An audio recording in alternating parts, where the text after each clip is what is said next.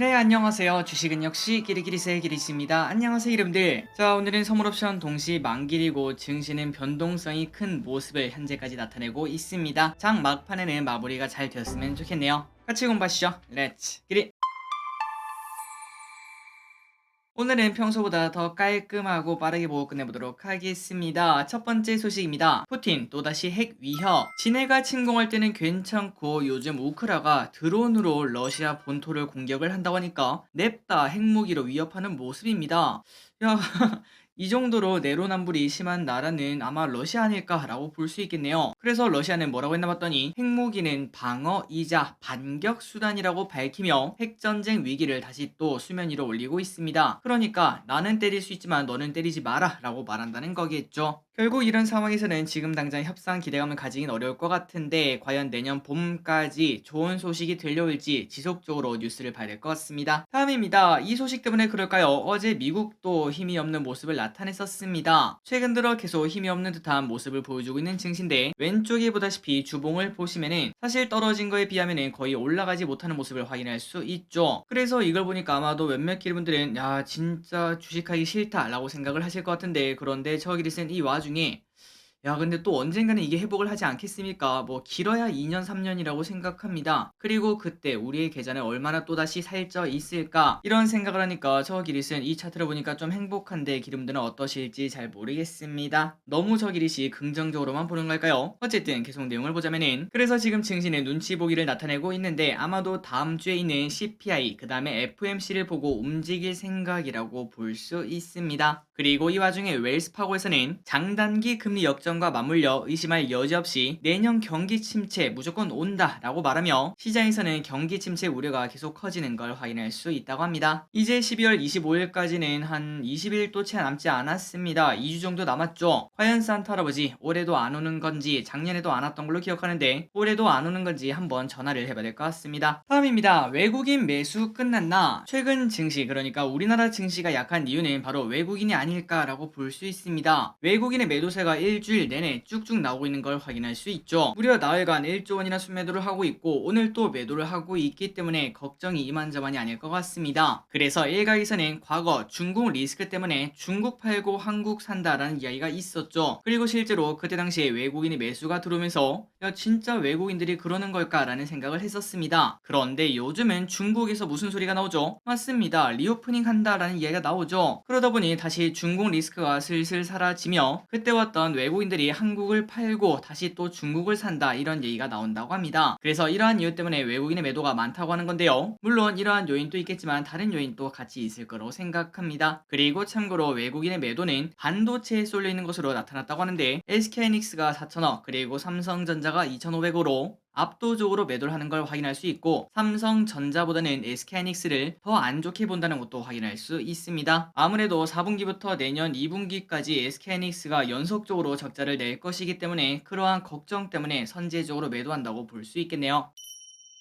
다음입니다. 시진핑 빈살만 하트하트. 어제부터 4일간 시진핑이 사우디에 방문을 했습니다. 아마도 38조 원 정도의 계약 소식이 나올 것으로 보인다고 하는데요. 이러한 움직임은 미국 사우디가 서먹한 자리를 노리고 중국의 계획적 움직임으로 현재 보인다고 합니다. 중국의 목표는 안정적인 에너지 공급을 확보하고 네옴시티 건설 프로젝트에 온통 중국이 들어갈 확률이 높다라고 말할 수 있겠죠. 그리고 사우디는 브릭스, 브라질, 러시아, 인도, 중국, 남아공 여기에 들어가는 것도 적극적이기 때문에 서로 이해관계가 맞아떨어진다라고 볼 수 있습니다. 어쨌든 우리가 네옴시티를 많이 가져왔으면 좋겠는데 그런데 중국이 그 자리를 뚫고 들어가면은 거리도 우리나라보다 중국이 더 가깝지 않겠습니까? 우리가 수주하는 양이 많이 뺏길 수도 있겠다라는 생각해 볼 수 있습니다. 그나저나 최근 들어 중국이 많이 바뀌고 있습니다. 거의 성형수술을 하고 있죠. 그렇다면 갑자기 이렇게 바뀌는 이유가 뭔가 봤더니 중국이 매우 급하다고 합니다. 바로 수출이 두 달 연속 마이너스 쇼크가 나왔고 11월 달에는 무려 마이너스 8.7%나 수출이 전년 대비 줄었다고 하는데요. 그러니까 난리가 난 거겠죠. 그리고 이런 소식이 나오자 중국만 난리가 난 게 아니라 전 세계가 야 이게 진짜 경기 침체 소식이다. 이게 바로 우리가 경기 침체 온다는 가장 강력한 시그널이다. 이렇게 말하며 놀라고 있다고 합니다. 그래서 이런 부분 때문에 중국도 살아야 되지 않겠습니까? 제로 코로나를 규제를 어쩔 수 없이 완화하고 있으며 앞으로 지준율 인하, 부동산 규제 완화 등 이러한 정책 움직임이 계속 이어질 것으로 충분히 예상을 해볼 수 있습니다. 그렇기 때문에 우리가 지금 핫한 거는 바로 화장품이랑 여행 관련주지만 그 다음의 수에는 어떤 게 볼 수 있을지 그런 것들을 우리가 함께 공부할 필요가 있습니다. 여러분들이 생각했을 때는 어떤 게 과연 중국이 경기 부양을 하면은 어떤 기업이 가장 많이 오를 수 있을까요? 혹시나 생각하신 섹터나 기업이 있다면은 아래 댓글에 남겨주시면 진심으로 감사하겠습니다. 다음입니다. 억대 연봉자 100만 명 돌파 엄청납니다. 지난해 평균 연봉이 4천만 원을 넘어섰고 억대 연봉 근로자도 처음으로 100만 명을 돌파를 했다고 합니다. 한번 내용을 보자면은 평균 급여는 4,024만 원으로 전년 대비 5.1%가 증가를 했다고 하고요. 가장 높은 지역은 바로 세종으로 4,720만 원, 그리고 서울이 4,675만 원, 다음이 울산으로 4,483만 원이라고 합니다. 그래서 이런 것 때문에 젊은 사람들은 전부 다 서울로 간다라고도 말할 수 있겠네요. 그리고 연봉이 1억 원을 초과하는 억대 연봉 근로자는 112만 3천 명을 기록을 했으며 작년에는 91.6만 명이었는데 무려 22%나 급증을 했다고 합니다. 그리고 억대 연봉자가 가장 많은 지역은 경기도가 35.6만 명, 서울이 34.2만 명으로 거의 70%의 사람들이 이쪽에 살고 있으니까 결국은 돈을 벌려면 서울을 가야 되는구나 라는 걸 한 번 더 생각을 해볼 수 있습니다. 그리고 이 와중에 각종 세액공제 등으로 근로소득세를 내지 않은 사람은 704만 명이나 된다고 합니다. 다음입니다. 위믹스 결국 상장 폐지. 기대감이 솔솔 올라오면서 법원이 위믹스 편을 드나 했는데 가처분 기각 소식이 나오며 위믹스도 급락을 했습니다. 그러다 보니 오늘 위메이드도 폭락을 하는 모습을 확인할 수 있죠. 그래서 위믹스는 오늘 3시부터 거래가 종료가 된다고 하며 아마 여러분들이 이걸 확인하실 때는 위믹스의 거래는 다 멈췄다고 볼 수 있습니다. 그래서 앞으로 위메이드는 법정 투쟁을 예고한다 이렇게 말을 했는데 잘 될지는 잘 모르겠습니다. 어쨌든 그나저나 일부에서는 지난 1월에 위메이드가 위믹스를 매도를 해서 1,600억을 챙긴 뒤 이걸로 애니팡 개발사인 썬데이토즈를 인수한 바 있는데 그때도 위믹스 유통을 공시하지 않았다가 시간이 지나서 알린 바 있었다고 합니다. 그러니까 가상화폐 이쪽에 대한 규제가 많이 적은 상태에서 그런 빈틈을 노린 꼼수라고 볼 수 있겠죠. 그런 꼼수를 사용한 적이 있었는데 그런데 그게 여기까지 이어졌다. 그래서 결국 위믹스가 상장 폐지가 되었다 라는 의견도 많은 것 같습니다. 혹시나 여러분들 중에서 주주분이 계시다면 큰 피해가 없기를 진심으로 바라겠습니다. 다음입니다. LG 우리는 로봇의 진심이야. LG전자가 구미 사업장에서 클로이를 생산하기로 했습니다. 이때까지 LG전자는 로봇을 생산할 때 외주를 줘서 만들었거든요. 그런데 이제 직접 생산을 해보겠다는 거겠죠. 그렇다면 그 이유가 뭘까요? 맞습니다. 전 세계 물류 배송 로봇 시장이 갈수록 커지는 게 눈에 딱 보이기 때문에 그 시장 이제 25년에 약 11조 5천억이나 된다고 하니까 그걸 한번 먹어보겠다 라고 본격적으로 시작을 한다는 거겠죠. 그래서 저기서는 이제 이런 뉴스를 봤을 때 그리고 그냥 다른 모든 정보를 취합했을 때도 로봇은 그냥 길게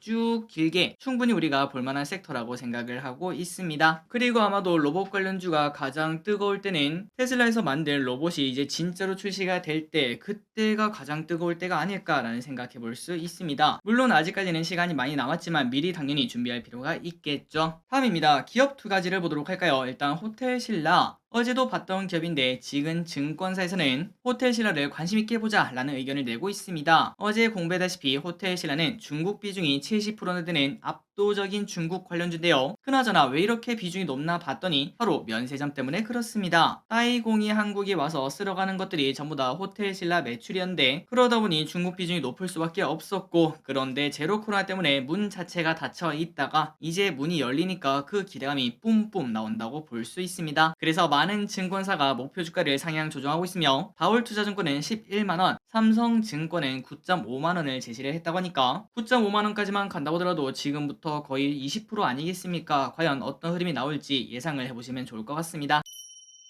다음입니다. 소카도 요즘 기대감이 생기고 있습니다. 차트가 심상치 않죠. 오늘 또 7%나 급등하고 있네요. 그렇다면 여기에 갑자기 기대감이 나온 이유가 뭔가 봤더니 경기 침체가 오면은 사람들이 차를 안 살 겁니다. 아니 정확히는 못 사겠죠. 그런데 차는 써야 되는 일이 분명 있기 때문에 소카 등 카쉐어링에 관심이 높아질 거라고 볼 수 있습니다. 그러니까 예전에 코로나가 터졌을 때 비대면에 대한 문화 그런 것들이 많이 생기지 않았겠습니까? 그때 뉴노멀이 정말 많이 생긴 걸 확인할 수 있는데 그런데 이번에 경기 침체가 오면서 이러한 카시어링에 관심이 높아지는 뉴노멀이 또 생길 수도 있다라는 생각해 볼 수 있겠죠. 그리고 상사인 증권에서는 플랫폼 기업으로서 보기 드문 속도로 구조적 흑자에 진입했다고 평가를 했습니다. 참고로 소카의 누적 회원수는 900만 명이나 된다고 하니까 이미 엄청난 플랫폼 기업이라고도 말할 수 있겠죠. 저도 이번 주 일요일날 소카 한번 이용을 해서 기은사 촬영을 할 예정입니다. 열심히 촬영을 해서 소카 사용법, 후기 이런 것들을 같이 또 기르분들께 깔끔하게 정리해서 알려드리도록 하겠습니다. 다음입니다. LED 마스크 혹시 기름들 사용하시는 분들 계신가요? 그런데 이제는 애물단지가 되고 있다는 소식입니다. 중고장터에 가면은 LED 마스크를 파는 글이 정말 많다고 합니다. 금액 자체는 거의 200만원이라서 진짜 비싼데도 불구하고 얼마 쓰지 못하고 다시 되파는 사람들이 많다는 거겠죠. 그렇다면은 사람들이 사용하지 못하고 파는 이유가 뭘까요? 가장 큰 이유는 바로 귀찮아서라고 볼 수 있습니다. 이제 이러한 LED 마스크 특성상 한 번 한다고 피부가 광이 나기는 당연히 어렵겠죠. 당연히 오랫동안 여러 번 사용을 해야 된다고 볼 수 있습니다. 그런데 우리가 또 많이 바쁘지 않겠습니까? 이거를 사용하기에는 처음에는 하나 싶더니 나중에는 귀찮아서 안 한다는 소리겠죠. 저기를 또 탈모 예방 거기에 관련된 기계를 중고로 예전에 산 적이 있어서 하나를 모셔두고 있는데 한 달에 한 번 할까 말까입니다. 이게 진짜 귀찮더라고요. 그래서 이제 LED 마스크가 중고장터에서 많이 팔리는 걸 확인할 수 있고, 그런데 산업 자체도 쪼그라들고 있다고 합니다. 가장 처음에 시작했던 기업인 셀리턴도 엄청난 성장을 뒤로하고 과대 광고나 그러한 이야기 때문에 조금 많이 줄었다고 합니다. 2020년에는 적자 기업이 되었으며 지금은 이제 소폭 흑자로 다시 돌아오긴 했지만 과거의 영광을 찾기는 조금 어렵다고 하네요. 그리고 LG전자도 사실 투톱 아니겠습니까? 이 친구도 LED 마스크를 열심히 만들었지만 신제품을 아직까지도 출시하고 있지 않다고 합니다. 그만큼 기대감이 많이 줄었다라고 해석을 해볼 수 있겠네요. 어쨌든 이걸 보니까 저 길이 또 우리 애물단지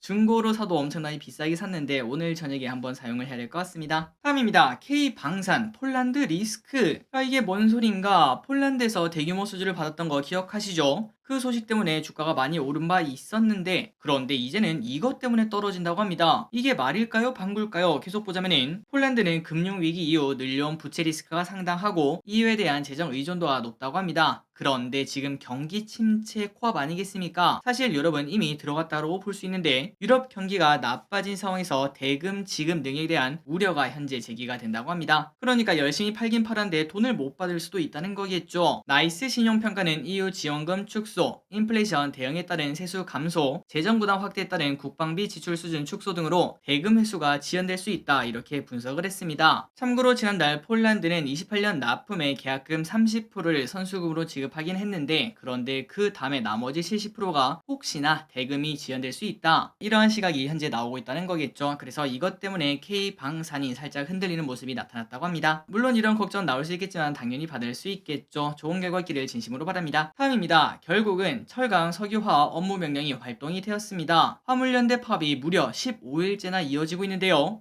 오늘 결국 철강 석유화학 분야에 대한 업무 개시 명령이 발동이 되었고 29일날 시멘트 분야에 이어서 두 번째로 발동이 되었다고 합니다. 그나저나 갑자기 또 철강이랑 석유화학이 왜 이렇게 나왔나 봤더니 피해가 반도체 등 핵심 사업으로 확대가 되면서 경제 전반으로 위기가 확대될 수 있기 때문에 어쩔 수 없이 업무 명령을 발동을 했다고 하는데요. 현재까지는 철강 석유화학에서 2.6조 규모의 출하 차질이 발생을 했습니다. 그러니까 만들긴 했는데 내보내지 못한다는 거겠죠. 그런데 그것도 이제 한계에 봉착을 해서 이번 주말부터는 생산 차질로도 연결이 될 수 있다고 합니다. 운송이 안 되니까 거기서 문제가 발생했다고 볼 수 있겠죠. 그리고 참고로 석유화학은 공장을 멈추면은 재가동까지 최소 2주가 소요되기 때문에 지금까지는 그냥 만들어서 쌓아놓기만 하면 됐는데 그런데 지금부터는 본격적인 피해가 시작될 수 있다고 합니다. 그러다 보니까 결국은 이렇게 업무 명령 발동이 나왔다는 거겠죠. 또한 기름들이 아시다시피 이번에 비가 많이 왔을 때 고로가 멈추면 난리가 나지 않았겠습니까? 그런 것처럼 철강도 고로 가동 지장까지 우려가 되는 상황이라는 걸 확인할 수 있습니다.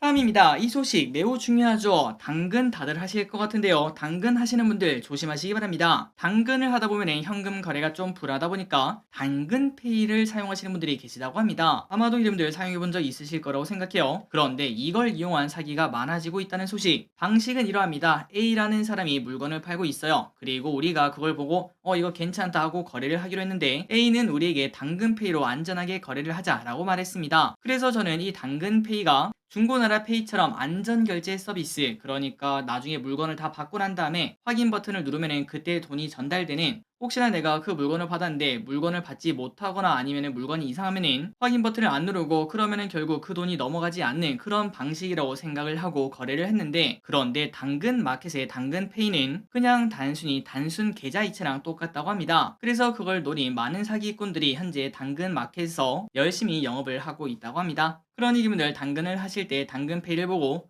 중고나라 페이처럼 안전결제 서비스겠구나 라고 생각하시면 안 된다는 거 절대 잊지 마시기 바랍니다. 다음입니다. 지역 농협에서 사과문을 올렸다는 소식. 어제 나왔던 이야기인데 저기를 쓴 뭐야 이거 진짠가 라고 봤는데 진짜였습니다. 남해축산 농협에서 직원 실수로 10% 고금리 적금이 비대면으로 열렸습니다. 그러니까 우리도 가입할 수 있었다는 거겠죠. 그런데 그 소식이 빠르게 재테크 카페 등에 퍼지면서 무려 1,000억 원의 예수금이 바로 들어왔다고 합니다. 당연히 지역 농협에서는 감당할 수 없겠죠. 이자만 해도 10%면은 거의 100억 원이니까 어쩔 수 없이 우리가 이걸 감당하기가 어렵습니다. 미안합니다. 취소해주세요. 이렇게 사과문을 올려서 사람들의 자발적 취소를 부탁을 했다고 합니다. 그래서 지금까지 5,800건 정도의 계좌가 열렸었는데 1,000건 정도 한 20%죠. 20% 정도가 해지가 되었고 아직까지 80%는 여전히 남아있는 그런 상황이라고 합니다. 그래서 여기 보시면은 직원 실수라고 되어 있는데 도대체 직원이 무슨 실수를 했나 봤더니 원래는 대면이라고 합니다. 대면으로 한 59자 정도 예상을 하고 있었는데, 그런데 그 뭐 누르는 게 있었겠죠. 그거를 클릭하지 않고 그대로 올리니까 비대면으로 떴던 거고, 그 비대면으로 예상은 59자였는데 그런데 5,800건 정도가 생겼다고 하니까 완전 난리가 났다고 볼 수 있습니다. 마지막입니다. 테슬라 전기 트럭 vs 현대 수소 트럭. 전기 트럭은 딱 봐도 충전 시간이 너무나 길어서 한국같이 조금은 땅이 접은 그런 나라는 몰라도 다른 나라에서는 쓰기 힘들 것 같습니다. 그런데 수소는 다르겠죠. 충전 시간도 짧고 여러 장점이 있기에 결국 나중에는 전기차를 넘어설 가능성도 있다고 생각합니다. 특히 트럭 같은 경우는 무조건 수소가 유리하다는 게 포인트겠죠. 그래서 결국 현대차에서 수소 전기 트럭을 드디어 우리나라에서 판매를 시작했다고 합니다. 금액은 보조금을 반영하면 1억 6천만 원에서 2억 1,600만 원이니까 다른 트럭이랑 비교해도 그렇게 비싼 금액이 아니라고 볼 수 있겠죠. 그렇다면 수소차가 왜 이렇게 싼가 봤더니 보조금이 엄청납니다. 몇 억이나 되더라고요. 어쨌든 이제 그런 것들을 다 반영했을 때 2억 정도 가격에 이 차를 살 수 있다고 하며, 다만 충전소가 없기에 일반인들이 사용하기는 조금 어렵다고도 볼 수 있겠네요. 나중에 시간이 흐르면 결국 이러한 수소차는 트럭이 많이 사용할 거기 때문에 휴게소에만 전부 다 들어가게 된다면 그때부터는 꽤나 활성화가 될 거라는 걸 충분히 생각을 해볼 수 있습니다. 자, 오늘의 공부 여기까지 끝났습니다. 항상 이렇게 같이 공부해서 진심으로 감사드립니다. 최근 2주간 증시가 조금 안 좋아서 아마 기르분들 많이 힘드실 것 같습니다. 그런데 우리가 이렇게 열심히 공부하다 보면 당연히 새로운 기회 잡을 수 있고 시간 흐르면 전부 다 좋아지겠죠.